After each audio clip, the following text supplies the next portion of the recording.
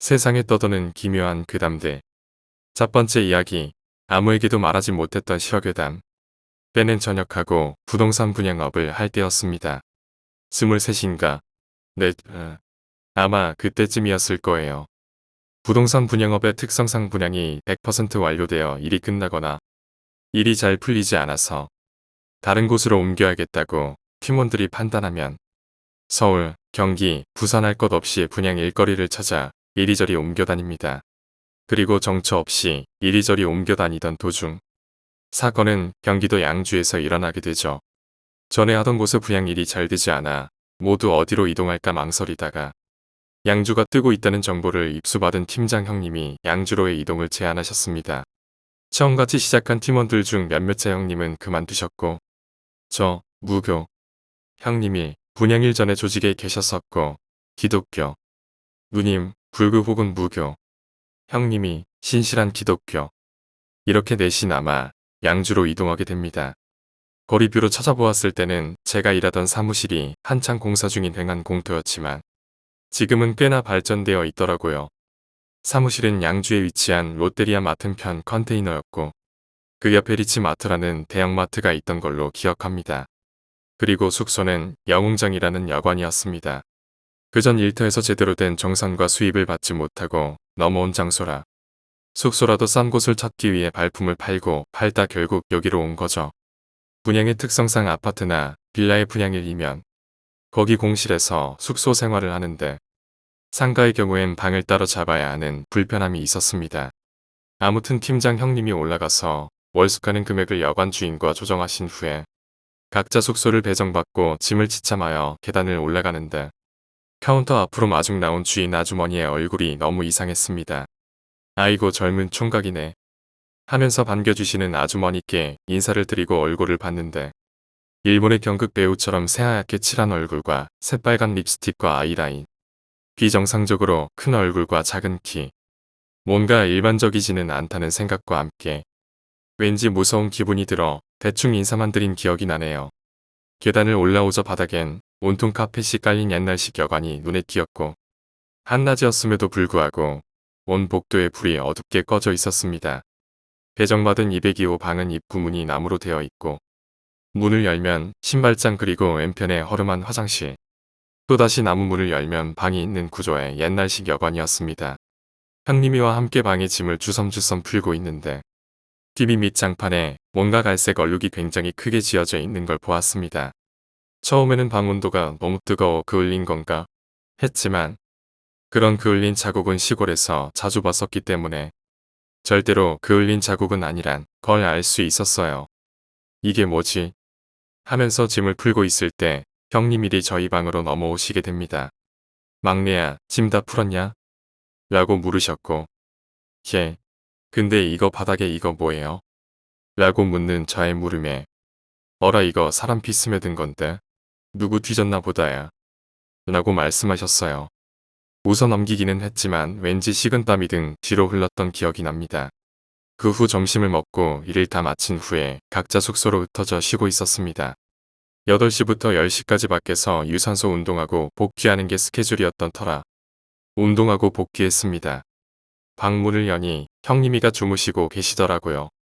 저도 화장실로 가서 옷을 빨고 샤워를 했죠. 샤워를 하다가 자꾸 이상한 한기가 느껴지더군요. 하고 입김을 내어보니 입김이 났습니다. 그렇게 추운 겨울도 아니었는데 말이죠. 아무튼 샤워를 마치고 바닥에 이불을 깐 다음 자리에 누웠습니다. 잠이 들락말락. 그렇게 한 10여 분 흘렀을까요? 멀리서 톡톡 하는 소리가 들립니다. 처음에는 화장실에 물이 떨어지나 아니면 젖은 샤워타올에서 물이 떨어지나 생각했는데 점점 갈수록 소리가 가까워졌어요. 어떤 소리인지 표현하긴 애매하지만 혹시 방바닥이나 책상을 손톱으로 톡톡 리듬 타는 소리 아시나요? 그래요. 그 소리였던 것 같습니다. 바닥에 깐 이불 바로 옆 장판을 누군가가 손톱 여러 개로 톡톡하며 미친 듯이 두드리는 소리가 뒤 바로 옆에서 들리더군요. 소리 지를 겨를도 없이 허업하는 먹는 숨과 함께 옆에 누운 형님이에게 안겼습니다. 형님도 바들바들 떨고 계시더군요. 그리고선 저에게 바로 옆방으로 뛰자고 하셨고 팬티 바람으로 저희들은 옆 숙소로 뛰어갔습니다. 형님 일과 누님이 일어나 앉아 계시더군요. 너네 왜 그렇게 식은땀을 흘리냐? 라며 형님 일이 물어보셨고 저희는 방에서 있었던 일을 다 얘기했습니다. 형님 일은 이상하다 하시며 앉아있던 얘기를 해주셨어요. 형님 일과 누님이 주무시고 계시는데 형님 일이 가위에 눌리셨답니다. 눈을 뜨고 발밑에 위치한 TV 창문을 바라보셨는데 손목 두 개가 창문을 막 긁고 있더랍니다. 너무 무서워서 속으로 온갖 욕은 다 했다고 해요. 그러자 점차 손목이 희미해졌고 형님이 안심하던 순간 머리맡에 나무 문에서 손톱으로 나무 문을 긁으며 삐젓는 소리가 들렸다고 합니다. 그러다 화들짝 깨어났을 때 누님이 먼저 앉아 계셨다고 해요. 이제 누님의 이야기입니다. 잠이 들었고 누님은 꿈을 꾸시게 됩니다. 롯데리아 앞에 일하는 사무실로 가기 전에 횡단보도가 있는데 저희 넷이 횡단보도 앞에서 신호를 기다리고 있었답니다. 안개가 너무 자욱해서 한 치 앞도 가물가물할 만큼 안 보였다고 해요. 차도 하나 없고 사람도 없고 그냥 아무 소리도 안 들리는 고요한 정적이었다고 합니다. 신호가 바뀌고 길을 건너는데 반대편에서 키가 엄청 크고 보라색 페도라를 쓴 여자가 걸어오고 있더랍니다. 그대로 스쳐 지나가는데 그 보라색 여자가 저기요 하고 누님을 불렀대요. 누님이 네 왜요 하고 답하자 혹시 제 손목들 보신 적 있으세요? 라고 물었고 못 봤다는 누님 말에 이상하다. 그럴 리가 없는데 하고 스쳐 지나갔답니다. 횡단보도 끝에 다다랐을 때 뒤에서 후다닥 소리가 들려 뒤를 돌아보니 그 보라색 여자가 팔도 없이 너네 방에 있잖아. 소리를 지르며 뛰어왔고 그대로 꿈에서 깼다고 합니다. 일어나 보니 너무 섬뜩하고 형님을 보니 식은땀을 흘리고 있길래 흔들어 깨운 후 앉아서 이런저런 얘기를 하다가 저희가 온 거죠. 다음날 형님 일의 제안으로 저희는 방을 떼기로 했습니다. 다음날 혼자 방에서 짐을 싸고 있는데 머리 위에서 뭔가 후드득 떨어졌습니다.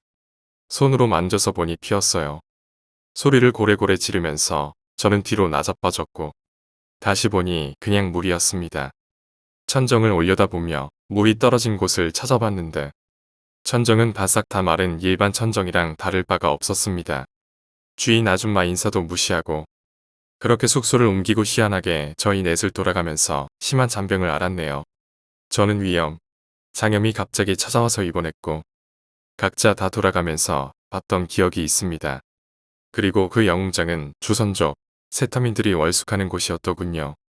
어쩐지 밤에 맡은 편방에서 조선족 말투로 떠들고 집어던지고 싸우고 그러더니 무슨 일이 일어나도 이상하지 않은 곳일지도 모르겠어요. 구글에 영웅장 여관을 치니까 주소는 나오는데 다른 모텔로 이름을 바꾸고 영업하더군요. 두 번째 이야기, 양파. 혹시 썩은 양파를 본 적이 있나요? 그렇다면 썩은 양파를 먹어 본 적이 있나요? 아마도 실온에서 밑에 짓눌려 있는 양파를 본다면 당신도 할 번쯤 토르 브라우저를 생각했을 수도 있겠죠. 토르 브라우저는 우리의 일상 속에 숨어있는 저주의 프로그램이지요. 구글에서 크롬을 개발했다면 익명의 프로그래머는 토르를 개발했습니다. 이 토르란 것은 인터넷이 가능하게 만들어주는 익명의 프로그래머가 만든 것이지요. 하지만 언젠가 당신이 인터넷을 이용할 때 배틀로얄과 같은 사람들이 실제로 존재한다는 생각을 했다면 그것은 사실이지요. 토르 브라우저는 다크웹을 가능하게 만들어주는 브라우저이지요. 다크웹은 야동을 포함해서 다양한 사람들이 공유를 가능하게 만들어주지요. 무서워서 많이 언급하지는 않겠지요. 토르 브라우저는 이 모양이 아닌 양파 모양을 하고 있지요. 이걸 더블 클릭하는 순간 당신은 딥웹이란 곳에 들어가게 됩니다. 필자는 이 딥웹이란 곳이 어떤 곳인지 알기 위해서 토르 브라우저를 더블 클릭했지요. 그리고 본 동영상을 소개할까 하지요. 가면을 쓴 두 사람이 존재합니다. 아니 동영상에 나오지요. 그리고 미국 군인으로 보이는 사람이 한 명 포로로 잡혀 있지요. 뭔가를 강요당하는 듯이 보이지요. 이것은 조심스럽게 말하면 스너프란 것으로서 공포의 극악을 달리는 동영상이지요. 미군은 죽습니다. 그 과정은 생략하지요. 그리고 또 하나의 동영상이 있지요. 그것은 KKK와 유사한 단체로 보이지요. 근데 가면 모양은 조금 다르지요. 그리고 접시에 뭔가가 있지요. 바로 익은 고기이지요. 당신의 아내와 딸의 고기로 맛있게 요리했어. 빨리 먹어. 뭐 물론 믿거나 말거나. 업자들은 항상 돈을 따라다닙니다. 그리고 수요를 만족시키기 위해 다양한 행동들을 하지요. 왜 경찰들이 토르 브라우저를 잡지 않냐? 바로 공유하는 행위를 잡는 것이 인간의 자유를 침해하는 것이기 때문이지요. 뭔가로 서로 공유를 하는데 이것을 잡아버리면 표현의 자유를 침해하는 것이지요. 토르 브라우저는 야동 성인물, 공포물, 스너프, 필름 등등 다양한 매체들이 존재하고 있지요. 근데 이걸 호기심에 받아보려면 단단한 각오를 해야 하지요. 왜냐면 실화일 수도 있기 때문이지요. 아무튼 간에 왜 이러한 공유가 존재하는지는 아무도 모르지요. 실제로 다양한 해커들은 은행의 정보를 빼서 보이스피싱과 같은 것을 한다고 하지요. 썩은 양파 모양의 아이콘이 컴퓨터에 깔려 있다면 빨리 휴지통 속에 넣어버리거나 그 컴퓨터에서 도망치길 바랄 뿐이지요. 아마도 주변에 있는 해커들이 당신의 개인정보를 빼갈지도 모르지요. 아무튼 썩은 양파 모양의 아이콘이 컴퓨터에 있다면 더블 클릭해서는 안 되지요.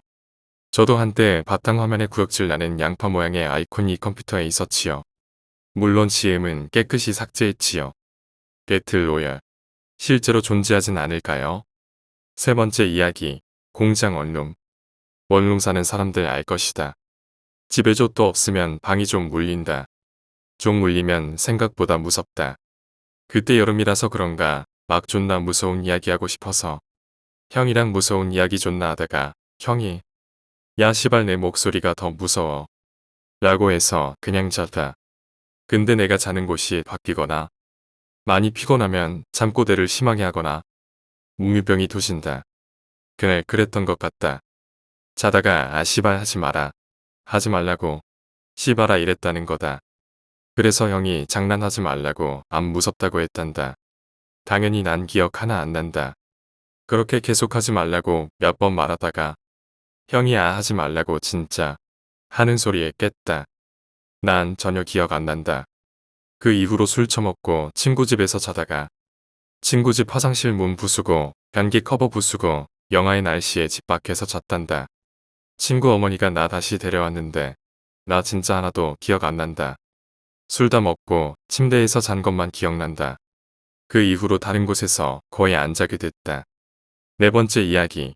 영웅. 한 소년이 누군가에게 쫓기고 있었다. 뒤의 형자는 누가 봐도 수상하게 온몸을 검은 옷으로 감싸고 마스크도 검은 것을 쓰고 있었다. 소년은 온 힘을 다해 도망갔지만 추격자에게 뒷덜미를 잡히고 말았다. 드디어 잡았다. 날 이렇게 힘들게 한 대가는 치러야겠지. 추격자는 뒷덜미를 잡고 그대로 바닥으로 내리꽂았고 소년은 힘없이 땅바닥을 굴렀다. 돈은 다 드릴게요. 제발 제 처음만은. 저녁에 자주 나가지 말라고 했던 엄마의 말을 귓등으로 흘린 결과였다. 어림없지. 추격자는 품속에서 칼을 꺼내 혀로 하닿았다. 소년은 공포로 정신없는 순간에도 표정이 찌푸려졌다. 너는 내 칼의 10번째 희생자니 특별히 고통은 없이 죽여주마. 모가지 내놔라. 제 처음은 지켜주시는 건가요? 애초에 남자 새끼는 관심 없다. 모가지나 일이네. 그 칼은 싫어요. 더러워요. 추격자는 당황했다. 미친놈인가? 그때 하늘에서 무언가 날아왔다. 이제 괜찮다. 내가 왔기 때문이지. 어디선가 들어본 듯한 대사와 함께 모자를 쓴 영웅이 나타났다. 젠장 일단 후퇴다. 내 앞에서 도망이라니. 재미있는 말을 하는군. 영웅은 도망치는 추격자를 순식간에 따라잡았고 죽방을 한 대 날리자 추격자는 힘없이 날아가 쓰러졌다. 역시 나에게선 누구도 도망갈 수 없다. 영웅님. 마지막에 이상한 말을 하는 영웅이었지만 영웅의 무용과 트레이드마크인 페도라에 취한 소년에게는 그조차 멋있었다. 아, 또 나를 찾는 선량한 사람의 외침이군. 그럼 가볼까? 잠깐만요. 영웅은 다시 하늘로 날아오르려 했지만 소년이 영웅의 망토 자락을 붙잡았다. 무엇인가? 소년. 저도 영웅님처럼 사람들을 구하고 싶어요. 나처럼. 영웅님처럼이라는 말이 나오자 소년을 바라보는 영웅의 눈빛이 달라졌다. 영웅은 소년의 눈높이로 앉아 소년의 눈을 똑바로 바라보며 말했다. 영웅이 되고 싶나? 소년은 가슴이 웅장해졌다. 뉴스에 나오고 사람들을 구하는 모든 소년들의 우상이 자신의 앞에 앉아 자신을 바라보며 영웅이 되고 싶냐고 묻고 있었다. 네. 소녀는 떨리는 목소리로 대답했다. 좋다. 나를 봐라. 영웅은 자신의 트레이드마크였던 페도라를 벗었다. 소녀는 눈알이 튀어나올 정도로 놀랐다. 페도라를 벗은 영웅은 머리카락이 하나도 없었다. 그냥 삶은 계란처럼 반들반들했다. 어떤가? 소년. 끔찍해요. 어떻게? 나는 이 힘의 대가로 머리카락을 모두 잃었지. 내가 영웅이 되고 싶다면 이것을 버틸 수 있는 강인한 정신이 필요하다. 할 수 있겠나? 소녀는 또 울먹였다. 울먹이며 말했다. 싫어요. 안 해요. 영웅은 당황했다. 이건 딱 수락하는 분위기였는데. 대머리는 싫어. 소녀는 소리를 지르며 도망갔다. 영웅은 당황했지만 갑자기 화가 나기 시작했다. 힘을 얻고 나서 머리카락이 없어지고 나서 받았단 서름과 어쩔 수 없이 쓴 모자가 트레이드마크가 되었던 것도 이것저것 쌓았던 모든 것이 갑자기 폭발했다. 영웅은 소년이 도망간 방향으로 돌진했다. 거기 서라. 소년. 으아. 대머리. 영웅은 가뿐하게 소년을 앞질렀고 손톱을 뜯어 소리를 지르느라 벌어져 있는 소년의 입속에 퉁겨 넣었다. 소년. 너도 언젠가 나처럼 힘이 생길 거다. 그러면 꼭 내가 할 수 있는 일을 해라. 그리고 다시는 대머리를 자극하지 마라. 자신의 미래를 대충 몇 년의 시간이 흐른 후 소년은 깨달았다. 찰칵찰칵. 영웅님, 여기 좀 봐주세요. 악당들이 무섭진 않으십니까? 많고 많은 영웅들 중 당신이 제일 잘났습니다. 듬직한 이두박근, 탄탄한 허벅지와 복근, 팽팽한 히프와 꽉 찬 가슴. 이제는 과거의 모습을 모두 버린 소년이 기자회견을 하고 있었다. 많고 많은 질문들 속에 영웅은 문득 고개를 들었다. 영웅의 시선이 향한 곳에는 경외심에 가득 찬 소년이 있었다. 소년은 영웅과 눈이 마주치자 더욱 눈이 커졌다. 영웅님. 영웅이 된 소년을 부르며 소년이 달려왔다. 영웅이 된 소년의 입에 웃음이 걸렸다. 드디어 5번째 이야기. 정신병인가? 적응하는 중입니다. 저는 그래요. 점 보러 가면 신기 있다는 말을 자주 듣습니다. 20살 때부터 점 보러 자주 다녔었고 샤머니즘에 깊게 빠졌었던 일도 있었죠. 어렸을 땐 신기하기도 하고 내가 정말 그런가? 하고 스스로 의문을 갖기도 했습니다. 올해로 32살.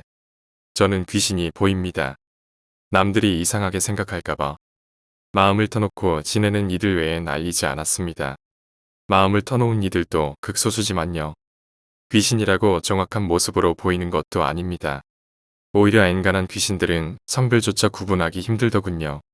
정말 무서운 귀신들은 그 모습이 제법 또렷하게 보이지만요. 전에는 스쳐가는 검은 음영들이 제가 잘못 본 걸로 생각했습니다. 약 한 달 전부터 스쳐갔던 검은 음영들이 또렷하게 보이고 그들의 눈, 코, 입은 보이지 않지만 그들의 시선은 명확하게 느껴지네요. 그들이 보일 때면 저는 꼭 곤란한 일을 겪곤 해요. 휴대전화를 잃어버린다든지 돈을 잃어버린다든지 직장에서 조금 수습하기 귀찮은 사고가 일어나죠. 가끔은 이런 제가 정신병에 걸린 건가 스스로 의심하고 제 자신이 무서워집니다. 저는 지금 귀신이 보이기 시작한 것에 적응하고 있습니다. 다행인 건 제가 그들을 무서워하지 않는다는 점 정도. 그래서 무시할 수 있다는 것. 6번째 이야기. 전방의 흔한 군대 괴담. 때는 2016년 4월. 나는 무서울 게 없는 말년 중2의 길을 걸으면서 당직 사령 근무 중이었다. 취약 시간인 아침 4시쯤 순찰을 하고 있는데 배대 취사장 뒤편에서 뭔가 사람 형체가 쓱 지나가는 것 당연한 전개지만 보통 그 자리에서 돌아보면 아무것도 안 보이잖아요. 그런데 그 형체가 민무늬 전투복을 입고 있었다. 그래서 피곤해서 헛것을 봤구나 생각을 했는데 그 이후가 우리 부대 및 주변 부대에서 이해할 수 없는 사건이 터졌다. 첫째로 그로부터 약 2주 후 훈련 나갈 때 우리는 자주포만 18문, 장갑차 포함하면 거의 30대에 달하는 중장비를 끌고 나가는 부대인데 그래서 훈련 때마다 도로 통제를 했다. 요약하면 나는 대대본부 소속이었기 때문에 그 도로 통제의 일원으로 나갔는데 우리 쪽 자주포 한 대가 좀 가깝다 싶더니 나랑 30cm 차이로 지나갔다. 다시 말해 30cm만 내가 앞에 있었으면 고기 반죽이 됐을 거라는 얘기다. 그 상황에는 아무 생각 안 내고 해당 포대다 지나가니까 그제야 주마등이 지나가더라. 둘째로 대대 내에서 초소 근무를 서는 초소가 있는데 우리가 훈련 나간 동안에도 그 초소는 근무를 서야 했어. 타 대대에서 경계 지원을 왔었다. 그러던 어느 날 지통실에서 간부들이 극대노를 하고 있었다.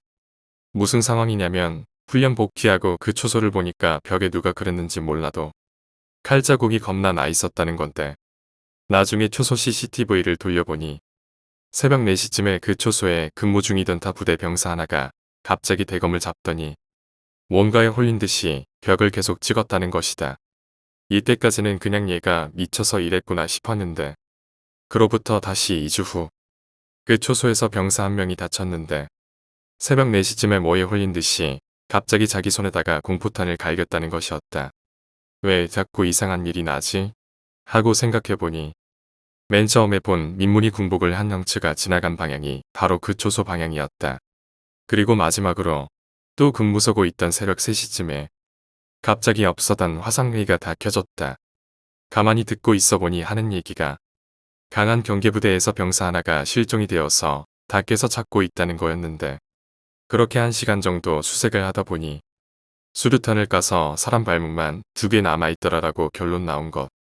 역시 또 넷이었다. 연관 없을 수도 있겠는데 연달아 일어나니까 조금 무서웠던 기억이 난다.